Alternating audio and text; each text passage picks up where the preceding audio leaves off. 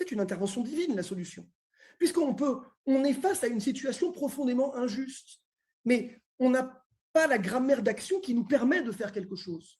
On n'a pas le droit de faire la révolution. C'est Dieu qui va nous sauver. Parce que parmi nous, on a Mohammed bin Abdallah al-Qahtani, qui est le Mahdi. Hein, l'un des compagnons de Juhayman, ça tombe bien, il s'appelle Mohammed bin Abdallah. Hein, vous savez que le Mahdi en islam, le Messie, il semble de conditions. Et l'une d'elles, c'est qu'il doit s'appeler comme le prophète, Mohammed bin Abdallah. Donc, on a ce Mohammed bin Abdallah al-Qahtani dont petit à petit, Juhayman va décider qu'il est le Mahdi. C'est-à-dire, il est le Messie attendu. Alors, en islam sunnite, le Messie, évidemment, a une place beaucoup moins importante que dans le chiisme.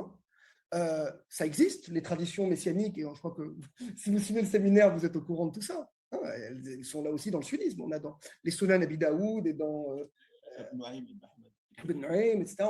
On a tout un corpus qui est quand même relativement minoritaire dans le sunnisme. La plupart des musulmans sunnites, d'ailleurs, ne savent pas vraiment que ça existe, en fait. Ce n'est pas quelque chose qui a la centralité qu'il a dans le chiisme. Mais malgré tout, ça existe. Et donc, Juhayman va aller puiser dans ces textes messianiques pour aller trouver la solution à son problème. Et donc, Mohammed al-Qahtani est le Mahdi. On a parmi nous le Messie. Et donc maintenant, il faut faire consacrer le Messie.